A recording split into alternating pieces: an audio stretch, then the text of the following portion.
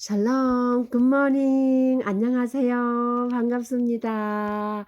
와, 제가 너무너무 오랫동안 하나님의 말씀 계시록을 맥을 잊질 못해서 죄송합니다.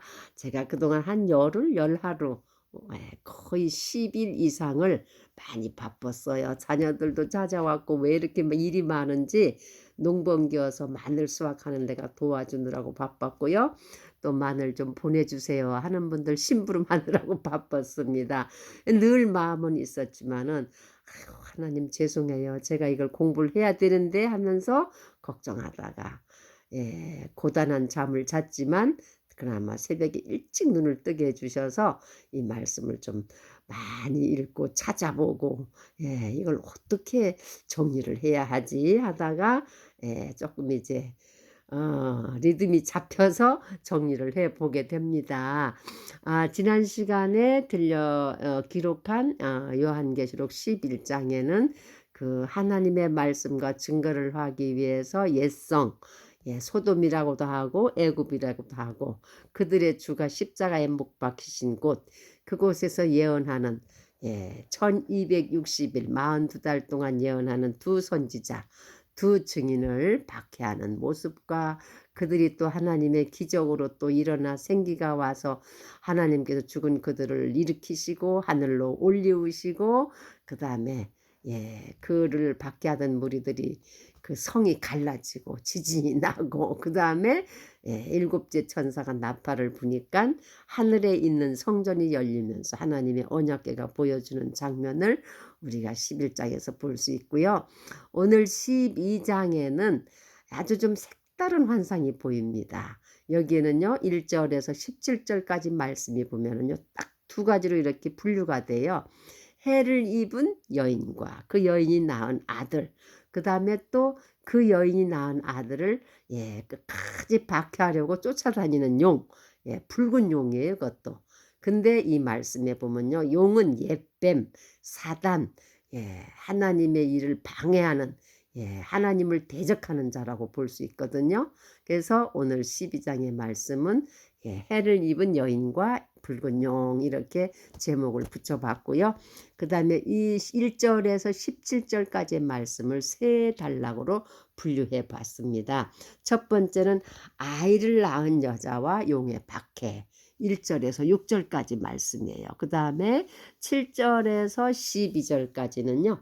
사단이 하늘에서 내어 쫓기는 과정이에요. 그 다음에 세 번째는 13절에서 17절까지는 다시 그 사단으로 하늘에서 내어 쫓긴 사단이 용이 그 여자가 낳은 남은 자손들을 박해하는 그 모습과 또 그 남은 자손들을 보호하는 이러한 모습이 나오게 됩니다. 그래서 오늘 그러면 그 여자가 낳은 아이가 뭘까 하고 여러 목사님들이 말씀하는 걸 들어보면요. 교회라고도 하고 어떤 이는 또 이스라엘이라고도 하고 막 그러시거든요. 좌우지간 오늘 말씀에 보면 하늘에 큰 이적이 보였다 그랬어요.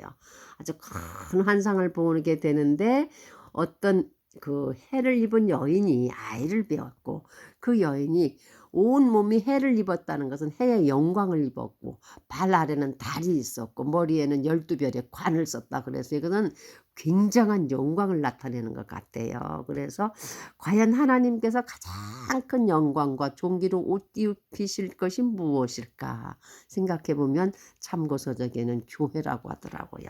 하나님의 교회는 하나님의 모든 영광을 입으신 것이래요. 그래서 이 교회가 이 여자가 아이를 배워서 아이를 배웠는데 그 아이를 낳으려고 애써서 부르짖었다 그랬어요. 그런데 그 아이를 낳으면 집어삼키려고 한 큰 붉은 용이 머리가 7이요 뿔이 10이고 또 여러 머리 7 왕관이 쓴 그 큰 붉은 용이 하늘의 별 3분의 1을 끌어다가 땅에 던지고 용이 해산하는 여자 앞에서 그가 해산하면 그 아이를 삼키고자 하더니 이러한 말씀이 나옵니다. 이 말씀에서 보면은요.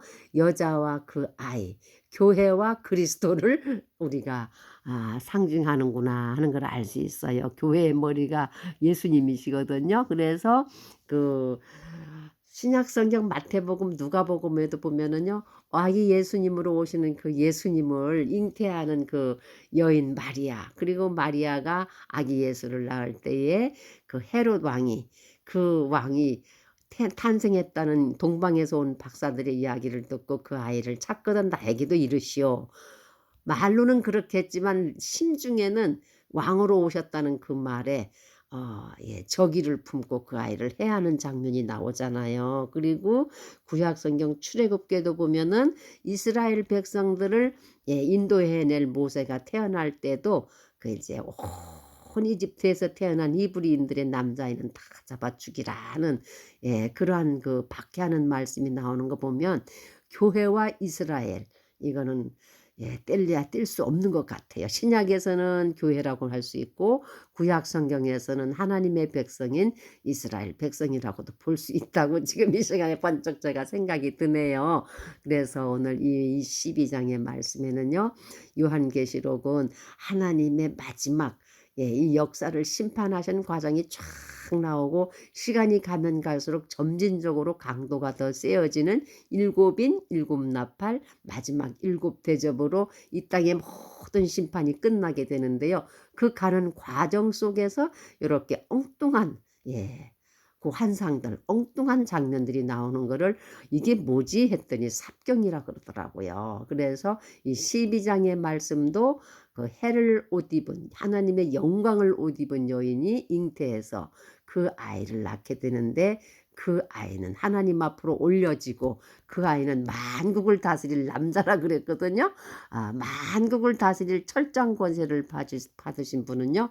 하나님의 아들 예수 그리스도라고 우리가 볼 수 있습니다. 그런데 하나님의 아들 예수 그리스도를 잉태한 여인, 예, 이스라엘 나라가 하나님의 아들 예수 그리스도를 잉태해서 탄생시키는 그 역할도 하게 되고 또 궁극적으로 가서는 하나님의 아들 예수가 교회의 머리가 되시는 교회라고도 볼 수가 있지요. 그래서 하나님의 교회와 그 교회를 박해하는 붉은 용, 예, 하나님의 나라와 하나님을 대적하는 사단, 옛뱀, 이 사단은요, 하나님 나라에서 가장 영광스럽고 하나님 앞에 사랑을 받았던 하나님의 천사가 하나님을 대적해서 하나님의 영광을요, 그 자리를 차지하려고 대적하다가 쫓겨난 자예요. 그래서 이사야 서인가 너 아침의 아들 계명성이요, 이런 말씀도 나오거든요. 어찌하여 떨어졌는고 이런 말씀도 나오는 것처럼요. 땅에 떨어졌다 그랬어요. 이 오늘 12장 말씀에도 보면은 그 선과 악, 하나님과 하나님을 대적하는 사단, 예, 이 두 가지의 부류가 딱 나타나게 되는데 이 12장의 말씀에 그거를 많이 잘 알려주고 있어요. 여기 보면 해를 입은 여인, 아이를 잉태해서 그 아이가 나오려고 애써 부르짖을 때 용이 그 아이를 낳으면, 여자가 그 아이를 낳으면 집어삼키고자 하는 모습이 쫙 6절까지 나와요. 그리고 7절에서부터 12절까지는 하늘에 전쟁이 있었다 그랬어요. 예, 우리가 보이는 이 현실적인 세계 이면에는 영적인 정신적인 세계, 우리가 보이지 못하는 세계가 있는데 이건 하나님의 세계라고 볼 수 있죠. 하늘에 하나님 나라에서 모든 설계도대로 이 땅의 역사는 이루어지고 현실화되어지는 게 사실인데 우리 인간들의 눈에는 그러한 하나님의 오묘한 거를 다 보지 못하니까 하나님께서 말씀을 통해서, 기록된 이 성경 말씀을 통해서 우리한테 이러한 세계들이 있다고 가르쳐 주는 것 같아요. 그리고 그래도 우리가 말씀을 보지 못하고 읽지 못하고 알지 못하니까 또 교회들을 세우셔서 교회의 사자들을 세우셔 가지고 시간 또 말씀들을 통해서 우리들을 가르치시고 양육하시는 것 같아요. 그래서 오늘 그 7절에서 보면 12장까지 하늘의 전쟁이 있었는데 그 전쟁에 등장하는 천사가 나오는데요. 미가엘 천사와 그의 사자들. 하늘나라에는 천사가들이 수많은 천사들이 있고 그 수많은 천사들 중에도 천사장이 있잖아요. 우두머리 천사장들이 있는데 그 천사장들이 하는 일도 각각 부류별로 다른 것 같아요. 근데 여기 나오는 미카엘 천사는 다니엘서에도 보면 그렇고요. 전쟁을 위해서 악한 사단과 더불어 싸우는 천사장 같아요. 그래서 7절에 보면 하늘에 전쟁이 있었는데 미카엘과 그의 사자들, 그다음에 용과 그의 사자들이 싸움을 합니다. 근데 용과 그의 사자들이 하늘의 천사들을 이길 수가 없지요. 그러니까 당연히 하늘에서 쫓겨났죠. 쫓겨나서 어디로 왔냐? 땅으로 내쫓겼다 그랬어요. 그러니까 그 악한 사단이 있었던 곳도 하늘나라였는데 하나님 나라에는 불의한 자가 있을 수 없는 곳이니까 쫓겨날 수밖에 없죠. 대적하는 자니까. 그래서 땅으로 쫓겨나는데 그가 자기 혼자만 쫓겨나는 게 아니라 그 악한 붉은 용을 따르는 또 추종자들이 있어요. 어디서나 인간 세계에도 보면은 악을 따르는 무리들이 있고 다 무리들이 있는 것처럼 그 악한 자를 따르는 그의 사자들도 다 같이 내어 쫓겨요. 그래서 그 천사들이 다 땅에 내어 쫓기니까 그들이 땅에 내려와서 무엇을 하느냐면은요. 그 인제 그 13절에 보면 용이 자기가 땅으로 내쫓긴 것을 보고 남자를 낳은 여자를 박해한다 그랬어요. 여기에서는 보면 남자를 낳은 여자. 이것은 보면은요. 그 남자는 하나님 앞에 만국의 철장 권세를 가지고 이 땅에 오셨다가 하늘로 올려오신 예수님이 남자거든요. 그 남자를 낳은 여자. 우리 신약 시대에서는 교회라고도 볼 수 있고요. 구약에서는 그 하나님의 아들 메시아 예수님, 다윗의 뿌리인 예수님을 낳은 이스라엘 민족이라고도 볼 수 있어요. 그래서 여기에 보면은 그 남자를 낳은 여자를 박해한다 그랬습니다. 그런데 그 여자가 박해를 받느냐 하면은 큰 독수리의 날개를 받아 가지고 광야 자기 곳으로 날아가서 거기서 그 붉은 용의 낯을 피하여 한 때와 두 때와 반 때를 거기서 지내면서 양육을 받는다 그랬어요. 광야로 날아갔다. 큰 독수리의 날개를 받아서 하나님의 강권적인 주권적인 개입으로 그 남자를 낳은 교회를 광야로 피신시켜 가지고 거기에서 한 때와 두 때와 반 때, 3년 반, 그 과정을 이제 보호받는 과정이 이 말씀에 나오고요. 그다음에 거기에서도 또 이 사단이 끝까지 추적해서 그 여자를 해치려고 입에서 물을 토해 가지고 강같이 토해서 여자를 떠내려가게 하지만 땅이 여자를 도와서 그 입을 벌려 용의 입에서 나온 그 토한 강물을 다 삼켰다 그랬어요. 그리고 용이 여자에게 분노하여 돌아가서 그 여자의 남은 자손 곧 하나님의 계명을 지키며 예수의 증거를 가진 자들과 더불어 싸우려고 바다 모래 위에 있더라. 이런 말씀이 나와요. 그리고 13장에 가면은요. 아주 이것을 더 구체화시키는 바다와 땅에서 나오는 짐승이 등장하게 됩니다. 그러니까 그 하나님 앞에서 쫓겨난 사단은 끝까지 하나님을 대적하는 자가 되어서요.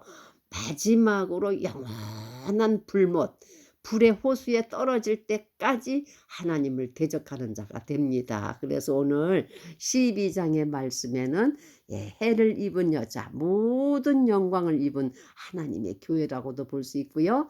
하나님의 구원받은 백성, 이스라엘 민족이라고도 볼 수 있고 또 적게 가장 개인적으로 말하면 우리 같은 성도들에게도 볼 수 있죠. 이래서 그 해를 입은 그 여인과 그 용과 그 이제 용과 그 용을 따르는 그 이제 붉은 용과 그 용을 따르는 악한 무리들이 이렇게 대적하는 장면이라고 볼 수 있습니다. 그래서 오늘 12절의 말씀은 아이를 낳은 여자와 용의 박해, 그 다음에 사단이 결국은 하나님 나라에서 내어 쫓겨서 땅으로 내어 쫓기니까 땅에 있는 교회들을 박해하는 그런 과정의 그 환상이 쭉 사도 요한을 통해서 보여주게 되는데요.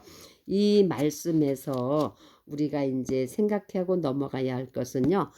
하나님의 교회는 굉장히 거룩하고 영광스러운 것이에요. 하나님께서 보호하시는 모든 영광으로 가득 찬 하나님의 것이기 때문에 이 교회의 머리가 되신 예수 그리스도께서도 이 땅에 오셔서 승리하셔서 하나님 앞으로 올리셨고 또 그 교회를 낳은 이스라엘 백성은 물론이고 그 예수 그리스도를 예수 그리스도의 몸인 교회의 영광 또한 마찬가지이기 때문에 그 교회에 속한 우리 성도들도 또한 찬란하고 영광스러운 미래가 하나님 앞에 보장이 되어 있습니다. 그런데 반면에 하나님의 교회와 하나님의 성도들과 하나님의 백성인 이스라엘을 오늘 현재도 이스라엘 민족은 전 세계 모든 모여 있는 중동 지역의 그 아랍 국가들한테 지금 어려움을 겪고 있잖아요. 이게 왜냐하면 그들의 목표가 뭐냐면 저 이스라엘을 완전히 제거해서 저 지중해 바다에다 갖다 그냥 다 수장시키는 것이 그 중동에 있는 그 이슬람권들의 목표예요. 그러니까 끝까지 이 지구의 역사가 있는 한 동안은 아마 이스라엘을 박해하고 전쟁을 일으킬 거예요. 그러나 결국 하나님의 아들 예수 그리스도께서 다시 그 땅에 오실 때는요, 그들을 대적하던 모든 악한 무리가 다 이제 몰살하게 되는 것처럼 하나님의 교회 역시 그렇습니다. 하나님의 교회의 머리 되신 예수 그리스도를 중심으로 모든 성도가 그의 피로 구속함을 입어서 그의 백성이 되었기 때문에 아무리 악한 원수 마귀가 교회를 박해하려고 하여도 하나님께서는 끝까지 광야 자기 곳으로 날아가서 독수리 날개로 우리를 업어가지고 날아가서 보호하시는 것처럼 우리 성도들의 삶, 교회의 삶도 하나님이 결과적으로는 끝까지 책임지시고 끝내는 승리하게 하신다는 그러한 비전의 환상인 것 같아요. 그리고 13장에는요. 이 사단이가 또 어떻게 역사하는가를 쫙 나열되는데 요한계시록은요. 하나님의 구원하심과 하나님의 그 구원에 대적하는 사단의 역사가 아주 이원론적으로 쫙 흘러가고 결국은 하나님이 승리하시는 모습을 우리가 볼 수 있습니다. 그래서 오늘 이 12장의 말씀은 그 남자아이를 가지고 그 남자아이를 출생하고 그 남자아이를 하나님 보좌 앞으로 올려오시는 그 여인, 그 다음에 그 남자아이를 삼키지 못하니까 그 남자아기를 낳은 여자를 박해해서 끝까지 추적하는 붉은 영 사단의 그 두 모습을 환상으로 요한에게 보여준 것을 우리가 오늘 은혜 가운데 이 시간에 부족하지만 저희가 읽고 나름대로 묵상하면서 신약성경 고린도전서 6장 19절에서 20절의 말씀에 보면요. 이런 말씀이 있더라고요. 너희 몸은 너희가 하나님께로부터 받은 바 너희 가운데 계신 성령의 전인 줄을 알지 못하느냐. 너희는 너희의 자신이 것이 아니라 값으로 산 것이 되었으니 그런즉 너의 몸으로 하나님께 영광을 돌리라. 우리 주 예수 그리스도의 피로 구원받은 성도들은 하나님 교회에 소속한 일원이에요. 구성원이고 또 교회의 머리가 되신 예수 그리스도께서는 여인의 후손이셨고 여인의 몸에서 태어나셔서 이 땅에서 당신이 하나님의 아들이신 것을 증거하셨고 그 다음에 하나님께로 올리우셔서 이제 마지막 세상 끝날에는 그분께서 만국을 다스리는 남자로 하나님의 완전하신 분으로 이 땅에 오셔서 하늘과 땅과 바다와 모든 만물을 통치하시는 온 우주의 통치자이신 예수 그리스도로 오시게 되는데 이러한 모든 일련의 사건들을 다 아는 사단이 분노하고 싫어해서 할 수만 있으면 이런 일들을 방해하고 막으려고 지금 이 시간에도 이 땅에서 역사하고 있답니다. 사랑하는 성도 여러분, 우리가 이것을 알면 악한 사단, 거짓, 더러운 것에 지지 말고 하나님의 은혜인 말씀으로 우리가 늘 깨어서 승리하시고 예수님이 오실 때 우리가 다 주님의 어린 양의 혼인잔치에 다 참여하는 승리하는 성도님들, 승리하는 교회들, 승리하는 국가들이 다 되시기를 우리 주님의 이름으로 감사하는 마음으로 사랑하며 축복합니다. 여러분 오늘도 승리하세요. 안녕.